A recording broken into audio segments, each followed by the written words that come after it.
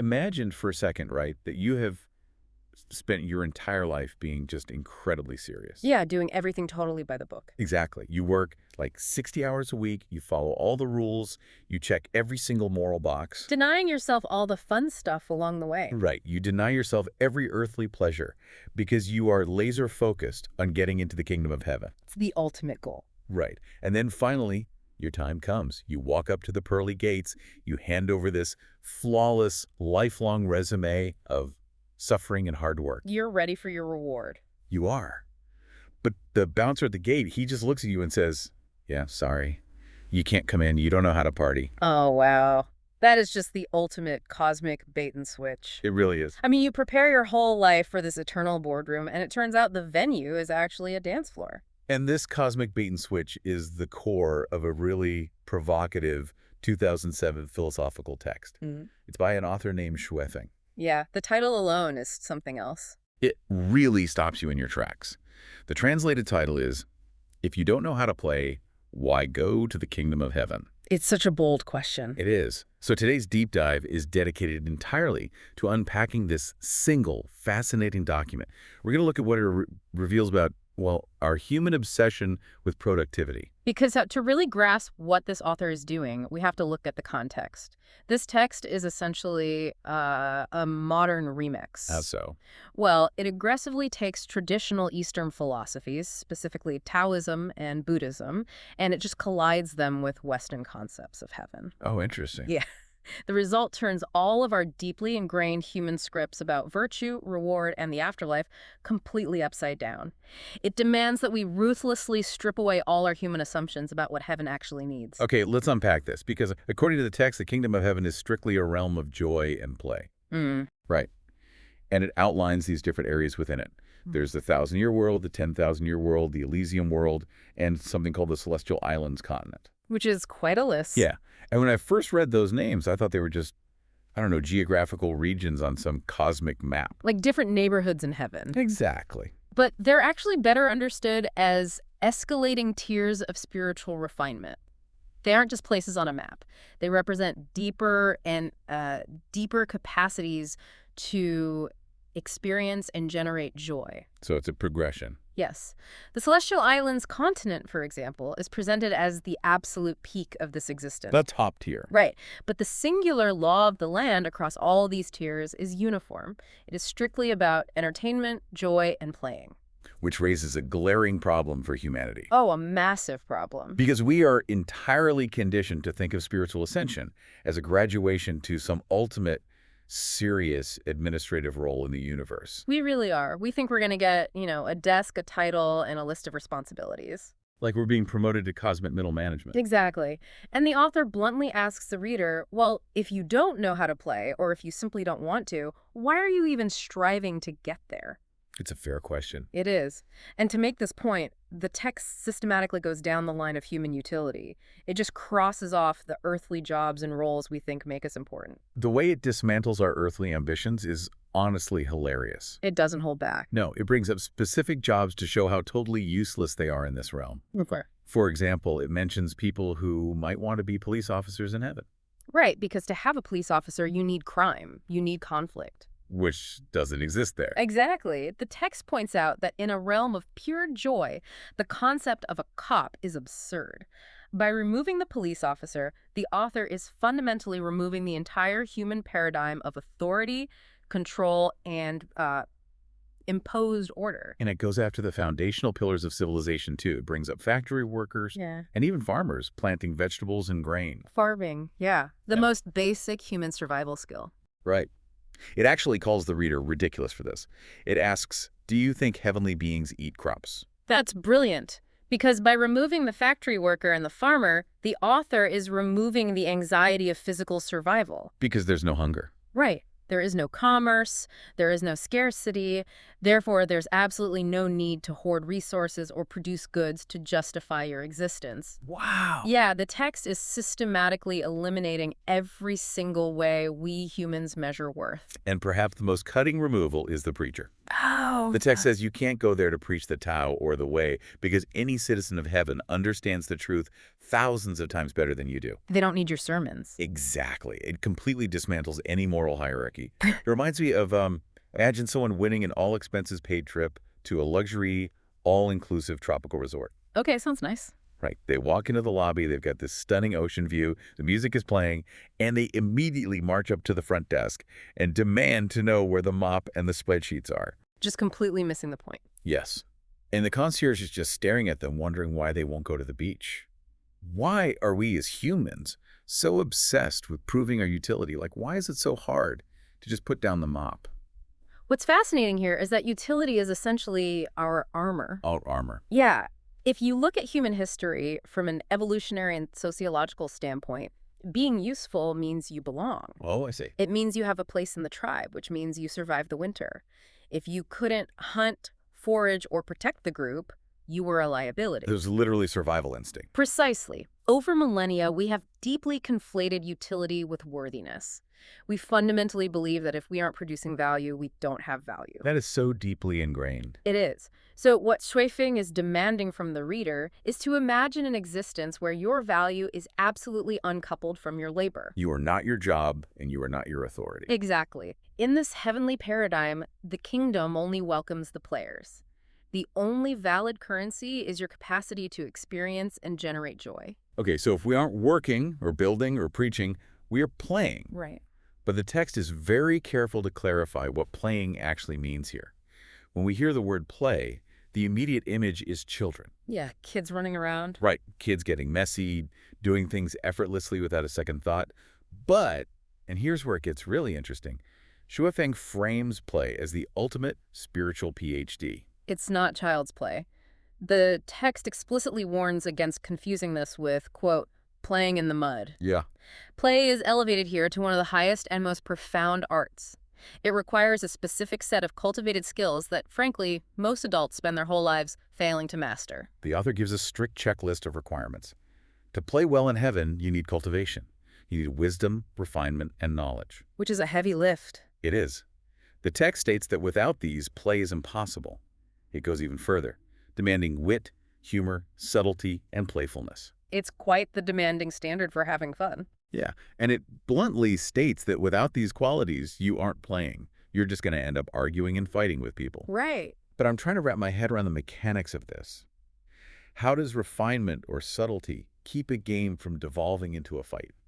Well, think about what happens when adults try to play without emotional intelligence. Oh, the ego immediately gets in the way. Exactly. Ego ruins it. True play, the kind of play the text is describing, is actually a metric of supreme emotional intelligence. That makes sense. To engage in wit and humor without crossing the line into cruelty requires immense subtlety.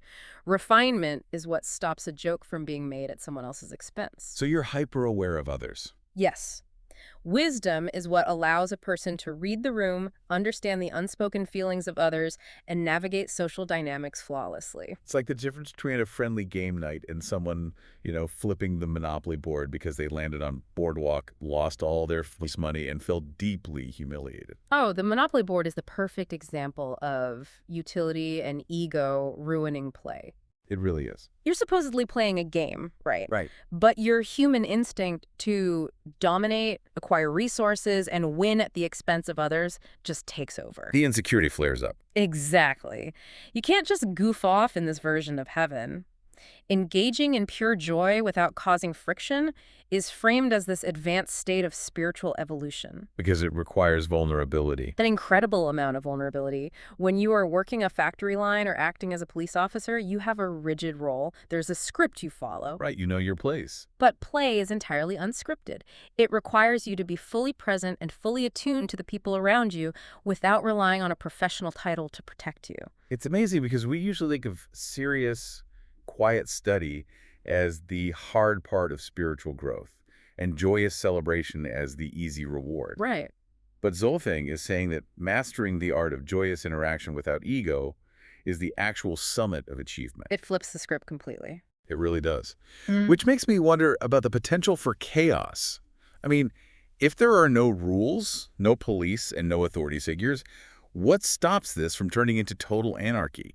Is everyone just playing by themselves on a cloud? No, no, this isn't a solitary playground at all. There are very strict social rules governing the economy of heaven. Oh, really? Yeah. The text explicitly states that if you want to be an emperor who does whatever you please without caring for others' feelings, you will not be accommodated. There are no emperors in heaven. Only citizens. Exactly, only citizens. That completely flattens any hierarchy. You don't get to demand respect. You actually have to generate happiness. Right. The text makes it clear that if you cannot bring joy to others, no one is going to recognize you. The social economy runs entirely on mutual joy. You are evaluated continuously by your ability to contribute to the harmony of the group. If you are selfish, you disrupt the play. But wait, isn't passively sitting at the feet of the divine, quietly listening and worshiping, isn't that the entire point of almost every traditional vision of the afterlife? Yeah, we are taught that quiet reverence is the ultimate show of respect. Right. Yet, Yufeng takes a sledgehammer to traditional religious expectations regarding passive piety. The text directly addresses the reader on this. It essentially mocks the idea that you go to heaven just to listen to gods and Buddhas preach. It really does mock it. It tells the reader that only those who know how to play even get to hear those teachings. If you can't join the fun, they aren't going to let you just sit there clueless. It makes heaven sound less like a solemn temple and more like an exclusive, high-level cosmic improv troupe. That improv analogy perfectly explains the mechanism of this text. I mean, what's the foundational rule of improv comedy? It's yes and. Exactly. When your partner introduces a concept, you must accept it fully and add to it. You have to strip away your ego, relinquish control of where the scene is going, and support the other person. Because if you deny their premise, or if you just stand there silently waiting for them to entertain you, the scene dies. Right. If you aren't saying yes and to keep the joy going, you're ruining the vibe. You're killing the momentum. If we connect this to the bigger picture, traditional visions often emphasize passive devotion because they are rooted in a dynamic of power and submission. How so? Well, the deity is all-powerful, and the human is lowly and must show deference. You bow your head, you remain quiet, and you know your place. Right. But Swiffin's heaven is a community of peers. In a community of peers, passive devotion is essentially spiritual deadweight. That is a stark way to put it. But it's true. If you are just sitting there blankly waiting to be preached to, you are a drain on the communal energy. You're the person at the dinner party who contributes nothing to the conversation and just stares at everyone, making them deeply uncomfortable. Oh man, nobody wants to be that person. Exactly. Let's look at the traits the text says you actually need to survive in this environment. It lists a kind and merciful heart, a pure and beautiful soul, a broad and generous mind, and a noble, elegant character. You need all of that just to successfully participate in the improv. Recite. And the text drives this point home with an absolute knockout punch. It points out that a cow might serve as a mount, then asks the reader, what use are you? Just making everyone uncomfortable. It's so blunt. A cow is literally more useful in heaven than a passively worshiping human, because at least someone can ride the cow. Right, the cow has utility, but heaven isn't about utility, it's about joy. So if you offer neither utility because there is no labor nor joy because you're just passively staring at the gods. You have no place there. Exactly. Active, selfless participation in communal joy is the only valid currency. It implies that true enlightenment isn't found in silent isolation. It's found in harmonious, joyful connection with others. That is just a staggering standard to meet. I mean, it requires you to be so secure in yourself, so completely free of earthly anxieties and insecurities that your default state is generous playfulness. It's a huge shift in perspective. So what happens to the people who refuse to learn this? Because the text ends with a stark ultimatum. It really does. It's an urgent call to action. The author writes, hurry up and cultivate the art of play. Wait too long and it'll be too late. Fool. Fool. It just drops these grim, almost dystopian titles for people who don't know how to play. It asks if you know what they are called and lists them out. Eating machines, working tools, moving objects, walking corpses. It's quite a list. When I read the phrase working tools and eating machines, I couldn't help but think of our modern hustle culture. Oh, absolutely. You wake up, you commute, you produce value for a company, you come home, you consume dinner, you consume some media, and you go to sleep. Rinse and repeat. So what does this all mean? Are we slowly turning ourselves into exactly what Zhu Feng warns against? are we just walking corpses? This raises an important question about how we fundamentally view our time on Earth. Okay, tell me more.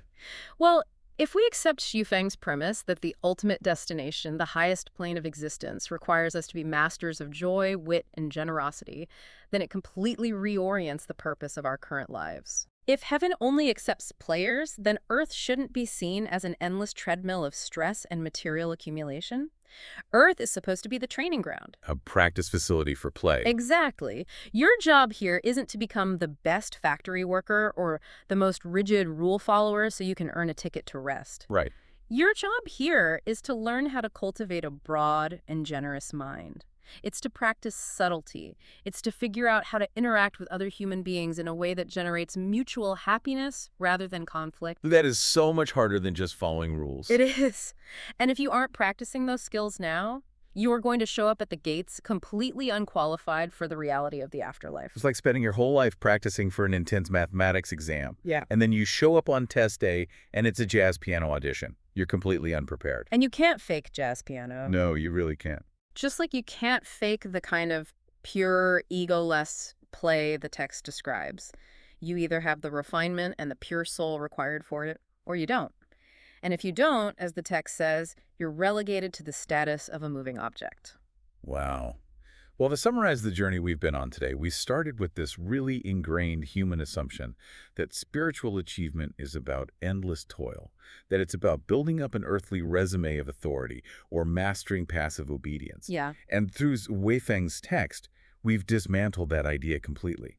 We've learned that the highest state of being is actually the refined, generous, and highly intelligent capacity for play. Beautifully said. It's the ability to bring joy to others through wit, humor, and a pure heart, completely stripped of all ego and utility. And this serves as a fantastic mirror for you, the listener, to evaluate your own life right now. Definitely. Are you making time to cultivate wit? Are you practicing humor? Are you developing a generous spirit? Or are you so focused on being a working tool that you're forgetting to develop the very skills that might be required of you in the end? Which leaves us with one final provocative thought to mull over. If true play, this ultimate spiritual PhD we've been talking about, if it requires a perfectly pure soul, a merciful heart, and the absolute inability to be selfish, is it possible that all the hardships, all the challenges, and all the frustrating interpersonal struggles we face on Earth aren't just meaningless suffering? Oh, that's a profound thought. What if they are actually just the necessary resistance training we need? Maybe we have to learn empathy the hard way down here. Maybe we have to deal with the ego, the arguing, and the fighting, just so we can forge the kind of broad, generous minds required to finally be capable of truly playing up there. That is incredibly powerful. We want to thank you so much for joining us on this deep dive. Keep playing, keep cultivating that joy, and we will catch you on the next one.